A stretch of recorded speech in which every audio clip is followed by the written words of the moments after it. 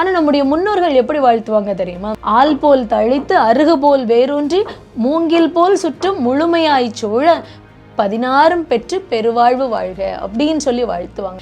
ஏன் ஆள் போல் தழைத்து அப்படின்னு சொல்லி நம்மள சொல்றோம்? ஏன்னா ஒரு ஆணும் ஒரு பெண்ணும் சேர்ந்து புதிதா ஒரு குடும்பத்தை ஆரம்பிக்க போறாங்க. அந்த குடும்பம் எப்படி தழைக்கணுமா பாருங்க, ஆள் போல் தழைத்து. அந்த தழைத்து அப்படிங்கிற அந்த வார்த்தையே பாருங்களேன், சுந்தர தமிழ் வார்த்தை. அந்த தழைத்து அப்படிங்கிறதுக்கான பொருளை பார்த்தீங்க அப்படின்னு சொன்னா பெருகுதல், செழித்து வளர்தல் அப்படிங்கிற பொருள். எவ்வளவு அழகான ஒரு வார்த்தையை சொல்லி வாழ்த்துறாங்க பாருங்க.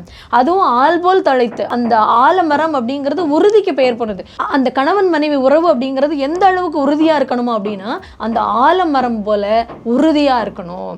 அருகு போல் வேரூன்றி, அதாவது அந்த கணவன் மனைவி, அதற்கப்புறம் அவங்களுக்கு குழந்தைகள் வந்துடுவாங்க இல்லையா, பேரன் பேத்தி பாட்டன் பூட்டன் பூட்டி அப்படிங்கிற அந்த உறவுகள் வந்து அந்த அருகு போல் அவங்களுடைய அந்த பாரம்பரியம் இருக்குது இல்லையா, அவங்களுடைய பரம்பரை இருக்குது இல்லையா, அந்த அருகம்புல் போல வேர் பரப்பணும் அப்படின்னு சொல்லி சொல்றாங்க.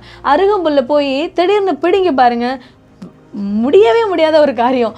அந்த வேரோட பிடுங்கிறது அப்படிங்கிறது அவ்வளவு சுலபமான காரியம் கிடையாது. அந்த அருகம்புல் நம்ம கையை அறுத்தாலும் அறுக்குமே தவிர்த்து வேரோட பிடுங்கி எடுக்கிறது அப்படிங்கிறது மிக கடினமான ஒரு விஷயம். அந்த மாதிரி தான் அந்த குடும்பம் இருக்கணுமா. அந்த குடும்பம் அந்த அருகம்புல் போல வேர் பரப்பணும்.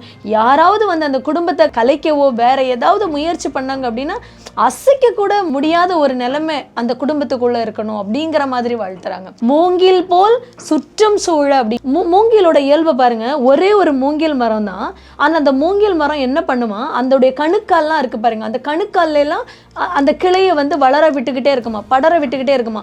ஒரு மூங்கில் மரம் தான் இருக்கும். போய் பார்த்தோம்னா அது ஒரு கூட்டமா இருக்கிற மாதிரி இருக்கும்.